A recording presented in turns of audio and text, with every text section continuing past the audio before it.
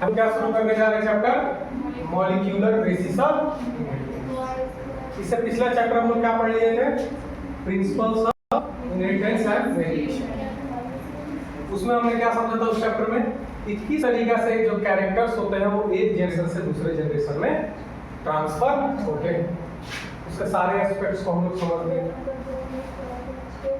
अब जब हमने ये समझ लिया कि कैरेक्टर्स एक जनरेशन से दूसरे जनरेशन में क्या होते हैं, ट्रांसफर, तो उस चैप्टर को पढ़ने के बाद हमको ये पता चला कि ये कैरेक्टर्स को एक जनरेशन से दूसरे जनरेशन में ट्रांसफर कौन करता है, कौन लेके जाता है, डीएनए बताया था ना, या chromosome, chromosome theory of inheritance. Chromosome क्या होता है, डीएनए का ही ना धागा कंडेंस होकर क्रोमोसोम का फॉर्मेशन करता था। जो कैरेक्टर को स्टोर करते थे वो क्या थे, जीन्स। जीन्स से फिर हमारा क्या बनता था, डीएनए, और डीएनए के कंडेंसेशन से क्या बनता था, क्रोमोसोम। तो क्रोमोसोम में क्या था, लार्जर यूनिट था, डीएनए और जीन एक स्मॉल यूनिट। यानी मेन जो कैरेक्टर्स को एक पीढ़ी से दूसरी पीढ़ी में, एक जनरेशन से दूसरे जनरेशन में लेके जाता था, वो कौन हुआ करता था, डीएनए। यानी DNA is our genetic material, yes और नो। लेकिन आज के डेट में हम क्या बोलते हैं कि DNA that is deoxyribose nucleic acid is our genetic material. जो डीएनए है यही हमारा क्या है, जेनेटिक मटेरियल है। लेकिन क्या ये बात कोई साइंटिस्ट सोया था और उसका सपना में भगवान आते हैं और बता के चले जाते हैं, जानते हो आप जब सोओगे तो आपके पास एक आइडिया आएगा दिमाग में, क्या कि आप अपने मम्मी पापा के अलाइक दिखते हैं, आप अपने पेरेंट्स के जैसे दिखते हैं। क्यों दिखते हैं, क्योंकि पेरेंट्स का कैरेक्टर आपके अंदर ट्रांसफर हुआ है। ये कैरेक्टर पेरेंट्स से आपके अंदर लेकर आने वाला डीएनए है। इसीलिए DNA is what, genetic material. तो क्या ये बात इतना आसानी से साइंटिस्टों को पता चला गया था? नहीं। इसके पीछे भी एक लंबी कहानी कि आखिर कैसे पता चला कि डीएनए ही वो एक ऐसा मॉलिक्यूल है जो क्या है, हमारे लिए जेनेटिक मटेरियल का काम।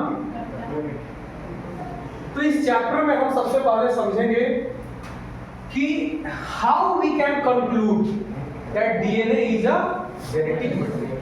कैसे साइंटिस्ट का सक्सेसिव एक्सपेरिमेंट के बदौलत हम ये पता कर पाए कि डीएनए ही हमारा क्या है, जेनेटिक मटेरियल।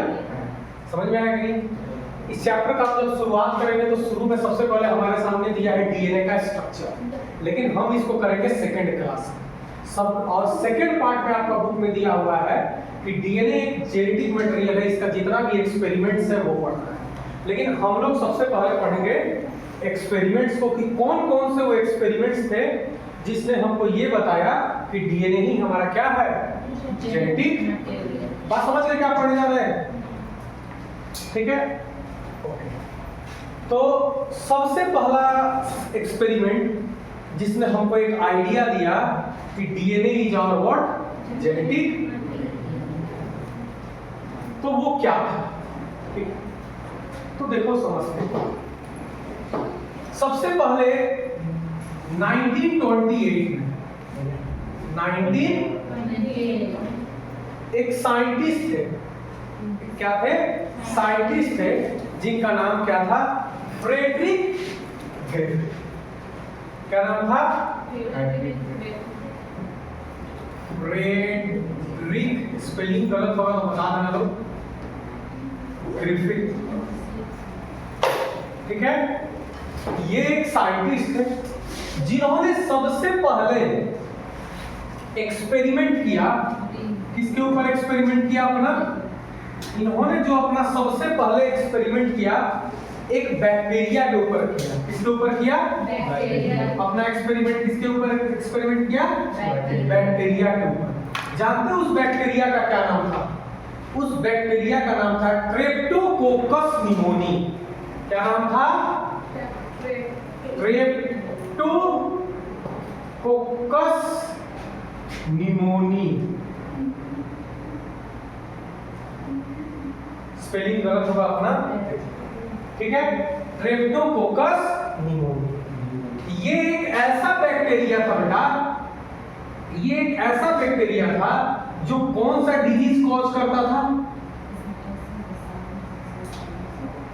जिससे कौन सी बीमारी होती थी, निमोनिया।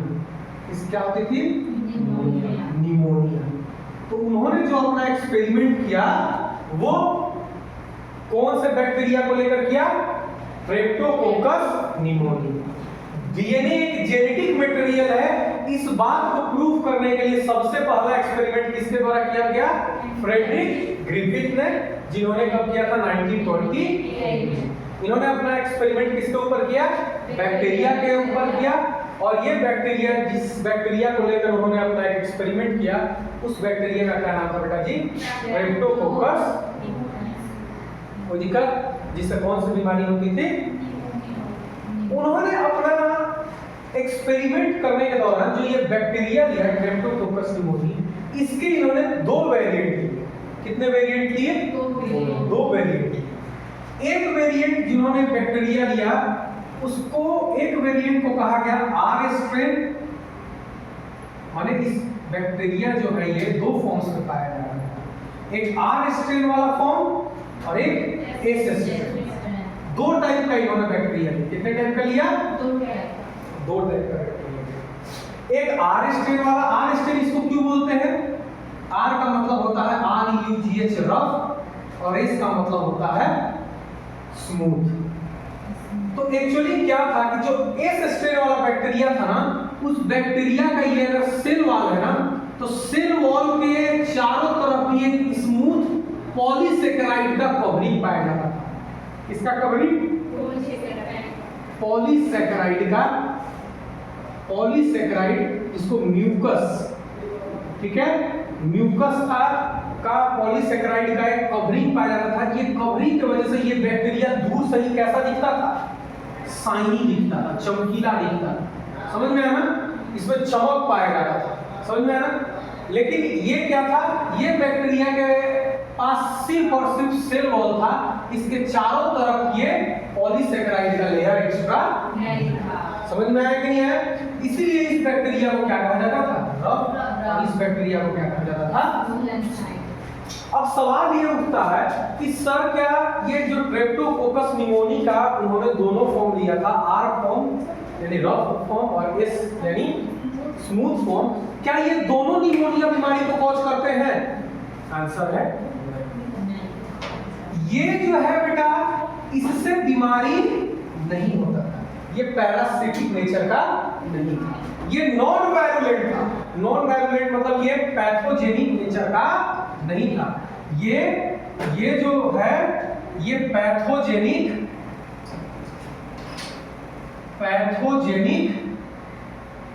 नहीं था।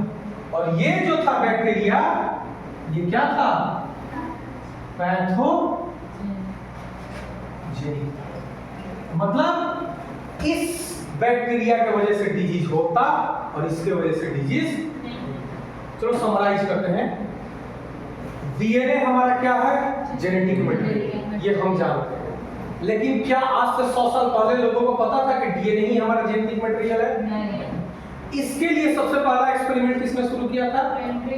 फ्रेडरिक ग्रिफिथ ने। कब शुरू किया था? 1928 में। हाँ यार, उन्होंने अपना एक्सपेरिमेंट के लिए किसको चूज किया था? बैक्टीरिया को। उस बैक्टीरिया का क्या नाम था? Streptococcus pneumoniae. वो बैक्टीरिया कौन सी बीमारी करती थी?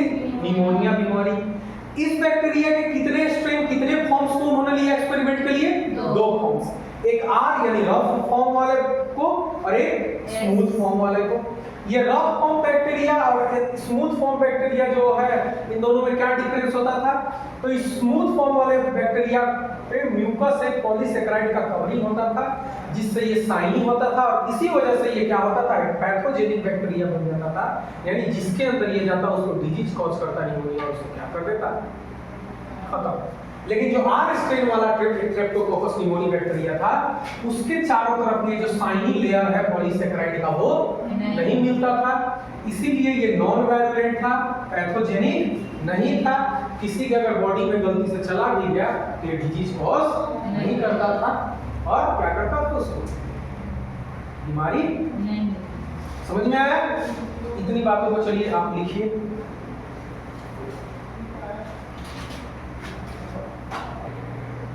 चलो आगे समझते हैं।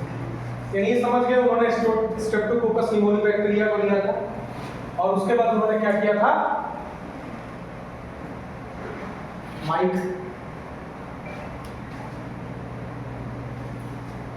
स्ट्रेप्टोकोकस निमोनिया बैक्टीरिया को लिया था उन्होंने। उसके बाद उन्होंने क्या किया था बेटा कि दो फॉर्म दिए थे, एक आर और एक एस। अब उन्होंने क्या किया? एक चूहा लाया, माइस चूहा लेकर और उस चूहे के अंदर उन्होंने आर स्टेन वाला बैक्टीरिया को इंजेक्ट कर दिया। कौन से? R strain. तो बताओ खुद, वो चूहा जो है वो जिंदा बचेगा कि मर जाएगा? जिंदा बचेगा या मर जाएगा? गधे हो तुम, पूरे के पूरे गधे हो। स्ट्रेप्टोकोकस निमोनिया जो बैक्टीरिया था वो कितना है फॉर्म का उन्होंने लिए थे? कितने स्ट्रेन वाले लिए? 2 स्ट्रेन वाले। कौन कौन सा? आर और एस। आर वाला पैथोजेनिक था, वो बीमारी कॉज करता था? बीमारी कॉज नहीं करता था तो कैसे मर जाएगा? नहीं समझ में? फिर से एक्सप्लेन करें। तो ये क्या बचेगा? ये जिंदा बचेगा, सर्वाइव, ये जिंदा बच जाएगा। अब एक दूसरा चूहा लिया उन्होंने। इस चूहे के अंदर उन्होंने क्या किया? एस स्ट्रेन वाले बैक्टीरिया को डाला। अब बताओ क्या होगा चूहा के साथ? अब चूहा हो जाएगा, चूहे का क्या हो जाएगा? क्यों डेथ हो जाएगा भाई जी? क्योंकि ये पैथोजेनिक या वायरुलेंट है कि नहीं है? ये डिजीज कॉज करता है तो इसको निमोनिया कॉज करेगा वो। फिर उन्होंने क्या किया कि माइस लिया और उसमें उन्होंने इस एस स्ट्रेन वाले जो बैक्टीरिया है ना उसको डाला। लेकिन कैसे डाला पता है? हीट से गर्म करके मार दिया पहले, हीट को। मतलब पहले उन्होंने एस स्ट्रेन वाला बैक्टीरिया लिया, उसमें एकदम हीट दिया, एकदम गर्म किया और गर्म करने के बाद जब सारा बैक्टीरिया क्या हो गया? मर गया। तब उसको उसमें चूहे के अंदर क्या किया? इंजेक्ट कर डाला। तो अब बताओ तो चूहा क्या होना चाहिए? चूहा बच जाएगा। सही भी हुआ, चूहा बच गया। समझ में आया कि नहीं आया? लेकिन अगली बार उन्होंने क्या किया चौथे केस में कि माइस को लिया उन्होंने। माइस में उन्होंने जिंदा आर स्ट्रेन वाले को डाला। ये कैसा है? जिंदा लिविंग, ठीक है। और उसमें उन्होंने एस स्ट्रेन यानी जो हीट करके क्या हुआ है? मारा गया, उसको डाला। तो बताओ चूहे के साथ क्या होना चाहिए? मर जाना चाहिए। कैसे? एस स्ट्रेन क्या करता है? मारता है। एस स्ट्रेन हीट क्या करता है? और आर स्ट्रेन दोनों तो लिविंग था ना, उससे भी क्या करता है? तो तुम लोग क्या लॉजिक लगा के बोल रहा है कि मर जा रहा है? लेकिन मर जाता है। यही तो एक्सपेरिमेंट का लॉजिक है। लेकिन लास्ट में अगर ऐसे करते हैं तो उन्होंने एक्सपेक्ट क्या किया था कि जिंदा आर स्ट्रेन डाल रहे हैं जो कि नॉन वायरुलेंट है, नॉन पैथोजेनिक है, जिससे बीमारी नहीं होता, तो क्या हो जाएगा? बच जाना है। एस स्ट्रेन को हीट करके मार दे रहे बैक्टीरिया को तब डाल रहे तो भी बच जाएगा। तो दोनों को डालेंगे फिर क्या हो जाना चाहिए? बच जाना चाहिए। हाँ या ना? लेकिन क्या हो जा रहा है? अब ये डेथ कैसे हो रहा है? कोई सोच के बताओ क्यों डेथ हो जा रहा है? ये तो मरा हुआ था, मरा हुआ यहाँ भी था, नहीं कभी बीमारी का यहाँ भी मरा हुआ। तो उन्होंने बोला कि एक्चुअली इस एस स्टेन के अंदर, इस एस स्टेन के अंदर कोई ना कोई ऐसा फ्रैगमेंट, कोई ना कोई ऐसा चीज जरूर है जो क्या बनाता है, डिजीज कॉज करने वाला एंजाइम या प्रोटीन बनाता है। हाँ ये ना। और वो फ्रैगमेंट, वो टुकड़ा जब इन दोनों को एक साथ डाले तो वो इसके अंदर से इसमें क्या हो गया, ट्रांसफर हो गया। क्या हो गया, ट्रांसफर हो गया ना। और जैसे ट्रांसफर हो गया तो ये जो आर स्टेन वाला बैक्टीरिया था ना, उसके पास जब ये इसके चारों तरफ पॉलीसेकेराइड का लेयर बनाने वाला जब ये फ्रैगमेंट, ये जो टुकड़ा है चला गया, तो ये आर स्टेन किसमें कन्वर्ट हो गया, एस स्टेन वाले बैक्टीरिया। आए ना। और जिसने ऐसे प्रोटीन और एंजाइम को बनाया कि जिसने चूहे को क्या कर दिया, समझ में आया कि नहीं आया। तो उन्होंने ये बताया कि किसी भी कैरेक्टर को अपने अंदर से दूसरे के अंदर देने के लिए, ट्रांसफॉर्म करने के लिए कुछ ना कुछ लिविंग ऑर्गेनिज्म के पास होता है। अब वो क्या होता है, उसका नेचर, वो क्या एक प्रोटीन होता है जो कि लेके जाता है एक जनरेशन से दूसरे जनरेशन में, या क्या फिर वो एक आरएनए होता है, या एक डीएनए होता है, या एक एंजाइम होता है, क्या होता है वो चीज, समझ में आया कि नहीं आया। तो ये चीज को क्या वो एक्सप्लेन कर पाए, आंसर है इन्होंने सिर्फ और सिर्फ ये बताया कि there is some transforming principle, यानी कोई चीज है जो ट्रांसफर हो रहा है, जिसकी वजह से ये आर स्टेन उसको लेने के बाद उसमें एक चमत्कारिक शक्ति आ जा रहा है, जिससे वो भी बिल्कुल किसके तरह बिहेव करने लग रहा है, एस स्टेन की तरह। क्यों? क्योंकि जो इंफॉर्मेशन इसके पास था वो अब इसके पास भी आ गया, तो वो भी इस इंफॉर्मेशन को यूज करके अपने चारों तरफ क्या बना दे रहा है, ऐसा पॉलीसेकेराइड का कवरिंग, और उस वजह से माइस क्या हो जा रहा है। बात समझ में आया? हाँ या ना। तो इसीलिए इनके इस एक्सपेरिमेंट को ट्रांसफॉर्मिंग प्रिंसिपल का एक्सपेरिमेंट भी कहा। लेकिन इन्होंने क्या चीज ट्रांसफर हो रहा है इससे इसके अंदर, उन्होंने बताया क्या वो आरएनए है, क्या वो डीएनए है, क्या वो प्रोटीन है, बताया उन्होंने क्या है, नहीं बता पाए कि इसका नेचर, जो भी चीज ट्रांसफर हो रहा है इससे इसके अंदर, उसका नेचर क्या है। लेकिन ये एग्जैक्ट है कि जो ट्रांसफर हो रहा है वही जेनेटिक मटेरियल है। हाँ ये ना, क्योंकि वही तो इंफॉर्मेशन को लेके जा रहा है, जिस वजह से ये अपने अंदर चेंजेस ला रहा है और इसके तरफ बिहेव करने लग रहा है। हाँ या ना, समझ गए? क्लैरिटी? ठीक है, इसको करूं। तो ये एक्सपेरिमेंट आप सबको समझ में आया कि सबसे पहला ये न्यू किसने रखा था कि कुछ जेनेटिक मटेरियल होता है जो एक जनरेशन से दूसरे जनरेशन या एक ऑर्गेनिज्म से दूसरे ऑर्गेनिज्म में क्या होता है, ट्रांसफर होता है। समझ में आया कि नहीं? ठीक है। अब हम उनके इस एक्सपेरिमेंट के कुछ सालों बाद 3 साइंटिस्ट आते हैं जो ये पता लगाने का कोशिश करते हैं कि एक के अंदर से दूसरे में क्या ऐसा चीज है जो ट्रांसफर, समझ में आया कि नहीं? तो ये बात था तकरीबन 1933 से लेकर 1944, जिसमें 3 साइंटिस्ट आए, एवरी, ओसवाल्ड एवरी, दूसरा मैक्लियोड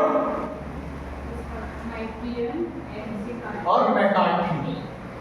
ठीक है, ये 3 साइंटिस्ट हैं।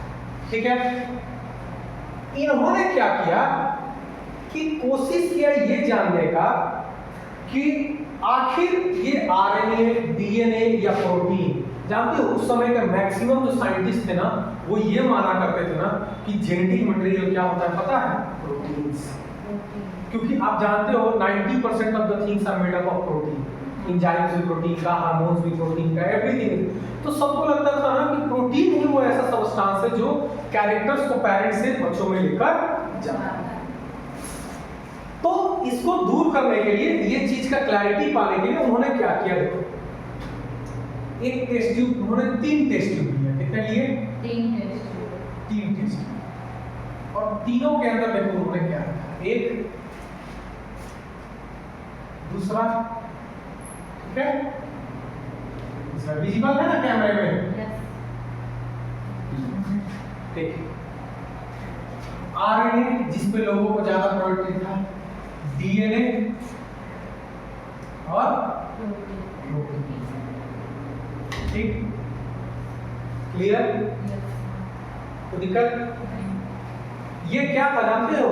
ये किसका आरएनए था, किसका डीएनए था, किसका प्रोटीन था? बताओ तो। जो हमारे सामने heat killed S strain bacteria था ना, एस स्टेन वाला जो बैक्टीरिया था ना, उसको जब हीट किल्ड किया गया, माने मारा गया, तो उसके अंदर का जो आरएनए, डीएनए, समझ में आया कि नहीं आया? ये भी, इसमें भी वही ले रहे हैं, आरएनए, डीएनए और प्रोटीन। इसमें भी क्या ले रहे हैं? आरएनए, डीएनए और प्रोटीन। ठीक, ये कहां से निकाला गया है आरएनए?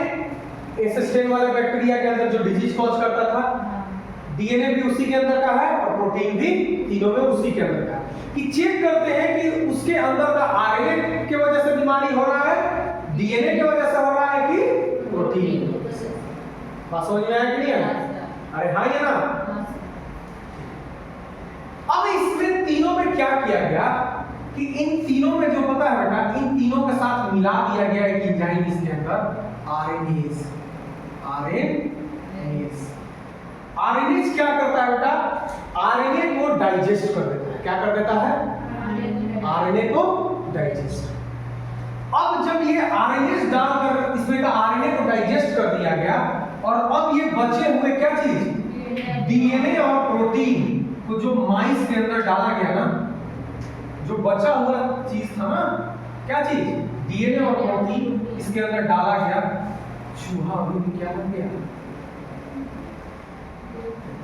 मतलब इस बात से क्या क्लैरिटी हुआ, इस बात से क्या क्लैरिटी हुआ, इस बात से ये क्लैरिटी हुआ कि एस स्टेन का जो आरएनए था वो कैरेक्टर को नहीं ले। अगर आरएनए ले जा रहा होता तब तो आरएनए खत्म हो जा रहा है यहाँ पे, तो ये मरता ही नहीं ना, नहीं ना मरता। अच्छा, अब क्या किया गया, इसमें डाला गया प्रोटीएज, डाला गया, जिससे क्या होगा, इसके अंदर का प्रोटीन क्या हो जाएगा। और अब आरएनए और डीएनए जो बच गया है उसको जब डाला गया किसके अंदर, ये कौन सा बैक्टीरिया है, ये आर स्टेन बैक्टीरिया है ना। आर स्टेन बैक्टीरिया के अंदर डीएनए और प्रोटीन डाला गया है, यहाँ पर एस स्टेन वाला, हाँ ये ना, और यहाँ पर भी माइस लिया गया, माइस के साथ आर स्टेन वाला क्या लिया गया, बैक्टीरिया, और इस आर स्टेन वाला बैक्टीरिया के अंदर क्या डाला गया, आरएनए और डीएनए को डाला गया। किसका आरएनए और डीएनए को डाला गया, समझ में आया? तो बताओ उससे चूहा क्या हो जाएगा, अभी भी चूहा का क्या हो जाएगा। यानी ये भी क्लैरिटी मिल गया कि प्रोटीन भी वो नहीं है जिस वजह से क्या होता है, आर इसमें कन्वर्ट, समझ में आया कि नहीं है? तीसरा में क्या किया गया कि एक एंजाइम लिया गया डीएनएज, क्या लिया गया, और डीएनएज लेने से क्या हो गया, इस टेस्ट ट्यूब के अंदर जितना भी एस स्टेन वाला डीएनए था वो क्या हो गया। अब चूहा लिया गया, माइस, और चूहे को में आर स्टेन वाला बैक्टीरिया को क्या किया गया, इंजेक्ट किया गया, और उसमें क्या डाला गया, आरएनए और प्रोटीन, इसका वाला एस स्टेन। तो बताओ तो चूहा क्या होगा, चूहा का हो गया, चूहा बच गया। चूहा जब बच गया तो लोगों को ये पता चला, देखो एस स्टेन के अंदर से जो चीज ट्रांसफर हो रहा था आर स्टेन में, वो ना आरएनए था ना प्रोटीन था, वो क्या था, डीएनए। और जैसे डीएनए हटा, ये आरएस में कन्वर्ट नहीं हो पा रहा और चूहा जीता बचा रहा। लेकिन इन दोनों केसेस में जब जब डीएनए और प्रोटीन को आरएसटी के साथ डाल रहे थे, आर किस में कन्वर्ट हो जा रहा था? yes. और चूहा को खत्म कर दे रहा था। यहां भी डीएनए मौजूद था, आर को किस में कन्वर्ट कर दे रहा था? yes. और चूहे को क्या कर दे रहा था? लेकिन यहां डीएनए जो ट्रांसफर होता है वही नहीं था, तो आरएस में कन्वर्ट ही नहीं हो पाया, इस वजह से चूहा क्या हो गया? बात समझ में आया कि नहीं आया? यानी इससे इन तीनों साइंटिस्ट ने कंक्लूजन दिया, एवरी, मैकलियोड एंड मैकार्थी ने, कि डीएनए ही वो एकमात्र ऐसा मटेरियल है जो एक जनरेशन से दूसरे जनरेशन में क्या होता है? लेकिन जानते हो इस एक्सपेरिमेंट को भी बहुत साइंटिस्ट एक्सेप्ट किए, लेकिन बहुत लोग एक्सेप्ट नहीं किए। बोले तू बोल रहा है कि डीएनए जेनेटिक मटेरियल है, ठीक है, डीएनए की वजह से ही, डीएनए ही वो एकमात्र सब्सटेंस है जो कैरेक्टर को एक जनरेशन से दूसरे जनरेशन में ले जा रहा है, जिस वजह से आर स्ट्रेन एस स्ट्रेन में कन्वर्ट होकर माइस को। ये जो तुम आरएनएस ले रहे हो, प्रोटीएज ले रहे हो, डीएनएस ले रहे हो, ये भी तो किसका बना है? प्रोटीन का। तो तुम तो प्रोटीन अभी कहां खत्म किए? अरे इसमें तुम बात करते हो कि प्रोटीन खत्म कर दिए। प्रोटीएज एक तरीके का एंजाइम लिए ना, एंजाइम भी क्या है एक तरीका का, तो कहां पूरा तरीका से तुम प्रोटीन को खत्म किए? तो तुम बात करते हो कि तो कुछ लोग कन्विंस हुए, कुछ लोग कन्विंस नहीं। तो अब लास्ट एक्सपेरिमेंट, सबसे आखिरी एक्सपेरिमेंट आता है हर्षा एंड चेस का एक्सपेरिमेंट 1950। इस एक्सपेरिमेंट के बाद किसी भी साइंटिस्ट का एक सिंगल डाउट नहीं रह जाता है कि डीएनए ही वो जेनेटिक मटेरियल है। समझ में आया ना? तो इसको उतार लीजिए, इसके बाद आगे का